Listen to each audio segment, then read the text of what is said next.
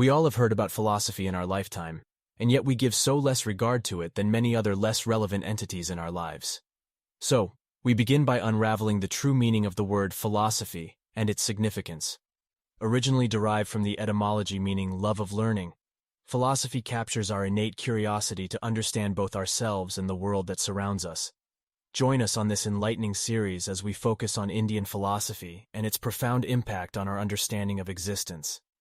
Let's begin the discussion by comparing Western and Indian philosophical thought. Western philosophy has largely focused on the pursuit of truth through intellectual means, aligning with the original definition of philosophy. Conversely, Indian philosophy has embraced a more spiritual approach, emphasizing the practical experience of truth. The term darshan encompasses both the direct perception of reality and the methods employed to achieve this realization. Across various schools of Indian philosophy, a central theme emerges: see the self, emphasizing the significance of self-realization. This spiritual inclination has led many Indian philosophical schools to intertwine with religious sects. The ultimate objective is to alleviate three types of suffering: adhyatmic, caused by natural and internal factors; adibhautic, caused by natural and external factors; and adidaivic, caused by supernatural and external factors, and attain supreme happiness. The journey toward this goal involves three essential practices: shravan, listening to the truth; manan, developing intellectual conviction through critical analysis; and nididhyasan, practical realization, which are integral to the majority of Indian philosophical schools. The above discussion comes from the Vedas. The Vedas, the oldest surviving literary treasures of the Indian civilization, provide us with a captivating glimpse into the origins of Indian philosophy. These ancient scriptures serve as a remarkable testimony to the intellectual prowess and profound insights of the early Indian thinkers.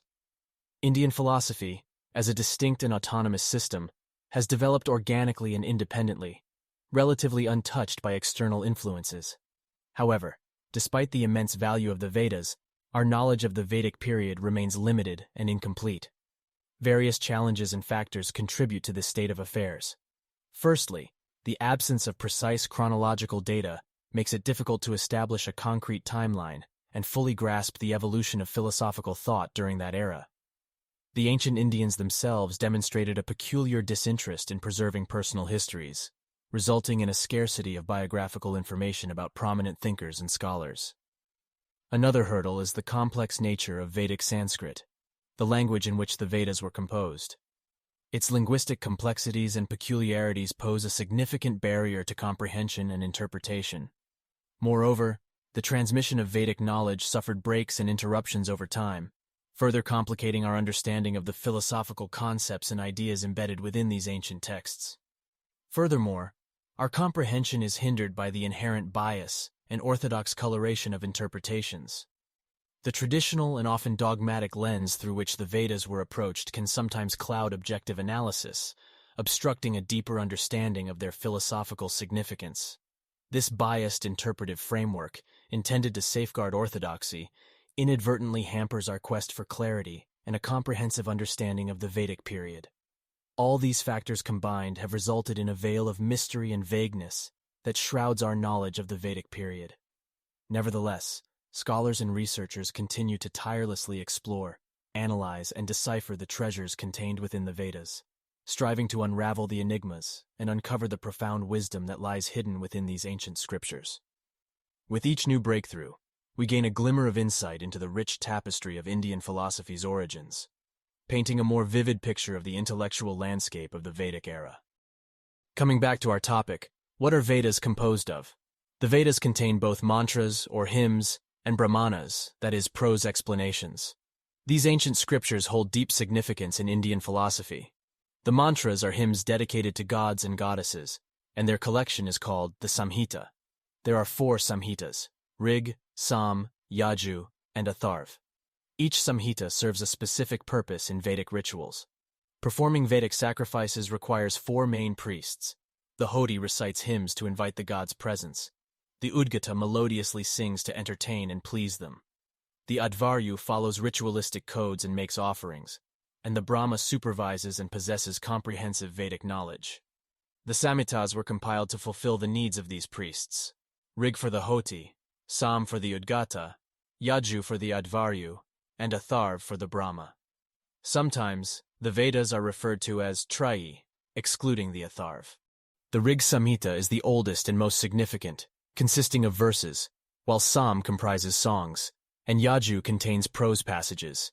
These Samhitas form the mantra portion of the Vedas, containing hymns dedicated to various deities. In contrast, the Brahmanas are written in prose and elaborate on the intricate rituals mentioned in the Vedas. They outline rules and regulations for performing rites and sacrifices. The term Brahmana is derived from Brahman, originally signifying a prayer. While the Brahmanas primarily focus on rituals, sporadic philosophical ideas can be found within certain speculative digressions. Following the Brahmanas, the Aranyakas, named for their composition in forest solitude, mark a transition from ritualistic to philosophical thought. They offer mystical interpretations of Vedic sacrifices. The concluding sections of the Aranyakas, called the Upanishads, are intensely philosophical and spiritual.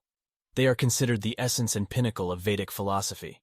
The mantras and Brahmanas form the Karmakand, focusing on sacrificial actions, while the Aranyakas and Upanishads form the Jnan Kand, emphasizing knowledge. The Upanishads are often known as Vedant, representing the end of the Veda, as they are both the final portion of the Vedas and the culmination of Vedic philosophy, offering profound insights and teachings. In conclusion, this series takes you on a captivating exploration of Indian philosophy, with a special emphasis on the rich traditions of Vedic philosophy. We have compared Western and Indian philosophical thought, highlighting the spiritual essence and practical realization of truth in Indian philosophy. The enigmatic Vedic period offers valuable glimpses into the origins of Indian philosophy, with the Vedas, comprising mantras and Brahmanas, serving as profound sources of ancient wisdom. As we transition from ritualistic to philosophical thought through the Aranyakas, we reach the pinnacle of Vedic philosophy in the Upanishads. These remarkable texts, collectively known as Vedanta, provide profound teachings and insights. Join us on this enlightening journey as we unlock the intellectual landscape of Indian philosophy through the treasures of the Vedas. Don't forget to like and subscribe to our channel for more captivating content. Your support motivates us to continue sharing knowledge and fostering engaging discussions.